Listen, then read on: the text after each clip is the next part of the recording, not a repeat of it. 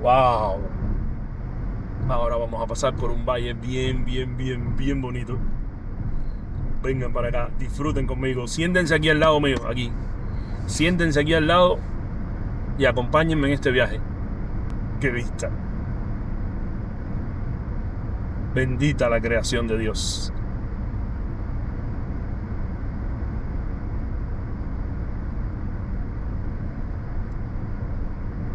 Y la sabiduría que ha puesto en los seres humanos para construir estos caminos en medio de estas montañas. Y después los ateos dicen que salimos del mono. Ay. ¿Cuándo usted ha visto un mono construyendo algo? Fuimos hechos a imagen y semejanza del Creador. Y por eso nosotros también creamos. Somos capaces de crear obras de ingeniería tan maestras como esta. Una carretera en medio de estas grandes montañas. Porque la montaña la hizo el Creador. Y la carretera bella por la que estamos transitando en este momento la hizo la criatura creada por el Creador, que fue creada a su imagen y semejanza, y por eso puede crear como mismo crea el Creador. Solamente nosotros, los seres humanos, de todos los habitantes vivos, de todos los seres vivos que viven en este planeta, somos los únicos que tenemos la capacidad de crear, porque somos hechos a imagen del Creador. Y la naturaleza misma del Creador es crear. Él creó la naturaleza, nos creó a nosotros. Y sigue creando vida en el corazón de todo aquel que está muerto en sus delitos y pecados. Todavía el Señor está creando nueva vida en él. Porque escrito está: mi Padre hasta ahora trabaja y yo trabajo. Así le dijo Jesús a los fariseos, y tomaron piedra para apedrearle, porque cómo se le ocurriría decir que en el día sábado el Padre estaba trabajando. Y todavía a veces recibo mensajes de algunos de ustedes que me dicen que hay que guardar el sábado. Y wow, cuando todo el Nuevo Testamento, cuando todos los evangelios hacen un énfasis, yo podría decir casi desmedido, pero no, Dios tiene todo en medida, pero hace un énfasis inmenso en la idea de que el sábado estaba siendo, y el día de reposo estaba siendo cumplido con Jesús. Fíjense que Jesús no respeta el sábado para sanar, no respeta el sábado para permitirle a los discípulos que recojan espigas ese día, porque ya el sábado con él estaba llegando a su cumplimiento. Él era el reposo y los discípulos lo habían encontrado a él. Por lo tanto, ya no necesitaban seguir guardando el día de reposo, porque el día de reposo había sido un ayo, había sido una sombra de lo que había de venir, que era el reposo que encontramos en Cristo. Por lo tanto, ya no necesitábamos más. Ya los discípulos no necesitaban más seguir viviendo según la obediencia del día de reposo. Y fíjense ustedes en la carta. Esto es muy importante porque ahora mismo vamos para la ciudad de Colosas. Estamos solo a 24 millas de Colosas. Precisamente en la carta a los colosenses, el apóstol Pablo hace énfasis en que en Cristo estamos completos, en que en Él habita toda la plenitud de la deidad, y nosotros estamos completos en Él, porque ya llegó con Él el cumplimiento. Les hablaba ayer de cuando Pablo reprende a Pedro porque había caído en un acto de hipocresía ahí en Antioquía de Siria, porque cuando él estaba viviendo ahí o habitando en medio de los discípulos que vivían en Antioquía de Siria, que eran discípulos gentiles, eran discípulos que no eran judíos, y Pedro comía con ellos, cosa que como judío no podía hacer, porque los judíos tenían normas que prohibían que ellos se sentasen a la mesa a comer con gentiles. Pero sin embargo, Pedro no respetaba esas normas judías y comía con gentiles. ¿Por qué? Porque lo aprendió de su maestro. Lo aprendió de su maestro, que para él no había barrera.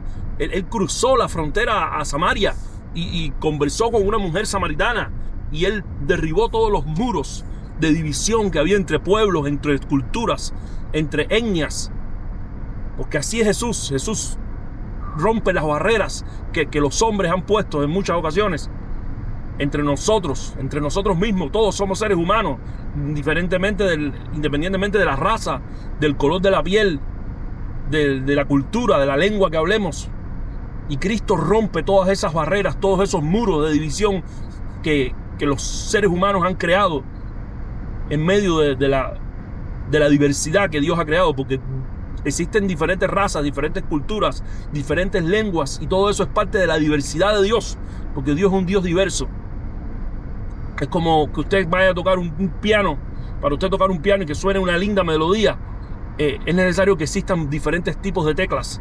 Y esos tipos de teclas, que son cada una de ellas diferentes y suenan diferentes, son las que cuando usted pone la mano y crea el acorde, entonces que suena esa linda melodía. Y asimismo, Dios creó diversidad de seres humanos, de diferentes razas, de diferentes colores, de diferentes culturas.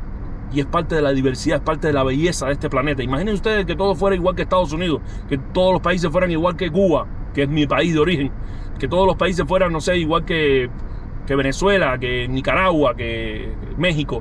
No, Dios ha creado países. De hecho, una de las cosas que muchas personas no entienden, y es que al final de los tiempos la gente tiene una idea, y de eso voy a hacer un video, Dios mediante, más adelante. Miren qué belleza el túnel por donde estamos pasando ahora. Yo voy a hacer un video más adelante. ¡Wow! Estamos en el corazón de una montaña inmensa. Miren esto, Dios mío. ¡Wow! Óigame, en Israel yo pasé por debajo de varias montañas así, pero nunca pasé por un túnel tan largo como este. ¡Wow! Me alegra que lo esté filmando en este momento. Dios mío, estoy impresionado. Fíjense que tuve que hacer una pausa en lo que estaba diciendo, que les voy a seguir hablando de este tema porque es súper importante. Y ya estamos llegando a Colosas, y hace rato que quiero compartir esto con ustedes en el canal y hablarles acerca de la necesidad. Bueno, vamos a esperar salir un momentico, porque estoy impresionado. Wow, siento los oídos se me tupen, porque estamos bajando en este momento la loma. Escuchen, se perdió la señal del GPS. Claro, porque estamos en el corazón de la montaña. Bueno, ya estamos saliendo. ¡Wow! ¡Gloria a Dios! ¡Salimos! Al otro lado. Ya estamos mucho más cerca. 15 minutos solamente para llegar a Colosas. ¡Bienvenidos a Colosas! ¡Wow! Miren ahí los carteles. Izmir es Esmirna, la iglesia fiel, la iglesia a la que el Señor no la reprochó ni le reprendió nada, sino simplemente le dijo: sé fiel, fiel hasta la muerte, y yo te daré la corona de la vida. Y estoy seguro que los creyentes, los habitantes de esa iglesia, ya están con Cristo en los cielos, disfrutando de la paz con Cristo en la eternidad. Y estoy seguro que han sido ya coronados por el Señor, por su fidelidad. Estamos cerca ya de Izmir también, estamos cerca de Esmirna. Ya estamos en esta zona, ya estamos entrando así. Una vez que nos acercamos a Colosas, ya nos estamos acercando también al área de las 7 iglesias del Apocalipsis. ¿Recuerdan cuando estuvimos en Patmos? Pues miren, esto era muy importante que nosotros lo hiciéramos, que llegásemos hacia las ciudades a las cuales fue enviado ese libro que el apóstol Juan escribió en Patmos. Y bueno, les decía, déjenme seguir aquí, estoy concentrado. Miren, esta carretera está tremenda. Wow. Y ahora sí logré. Wow, esto está bello, Dios mío.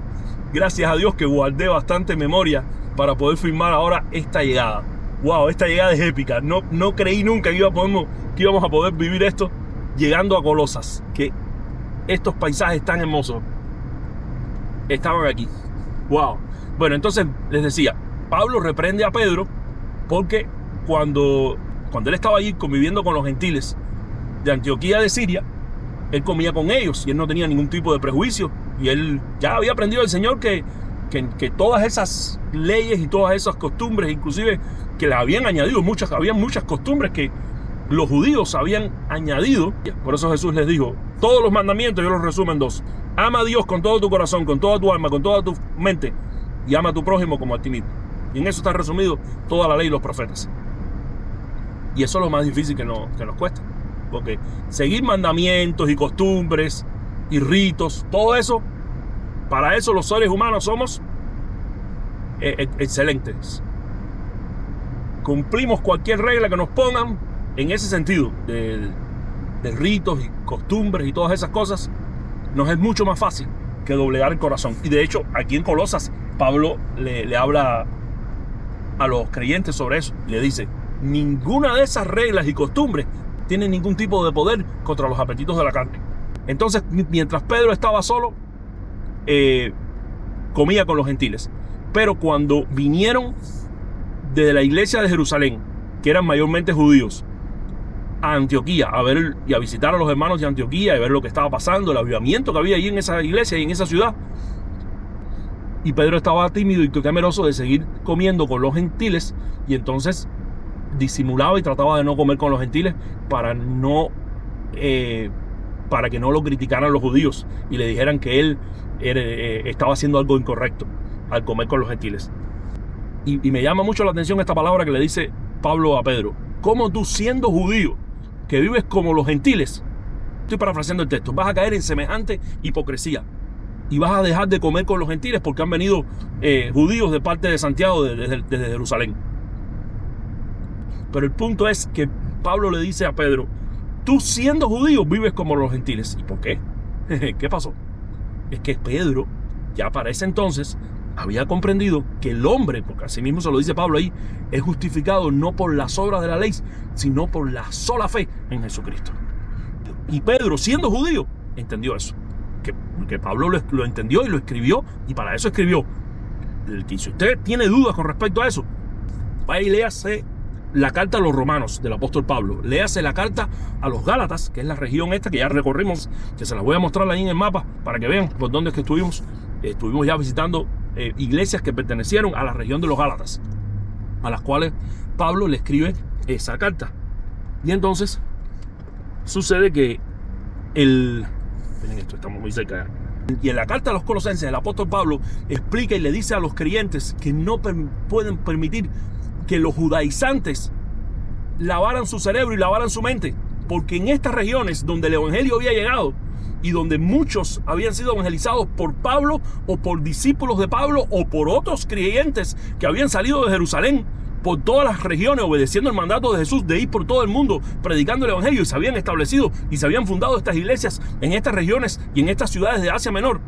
Sin embargo, después de eso habían judíos mesiánicos, es decir, judíos que habían aceptado la fe en Cristo, que creían ellos que a pesar de haber aceptado a Cristo, ellos tenían que seguir viviendo de acuerdo a las leyes y a las tradiciones del Antiguo Testamento y de las leyes de Moisés.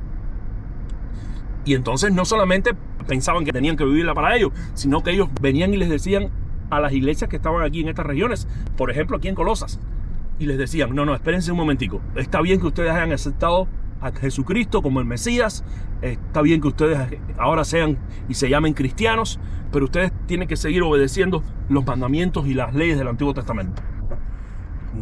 Miren aquí, mírenlo aquí. Ay, Dios mío, no puede ser. Pues estamos aquí. Hemos llegado.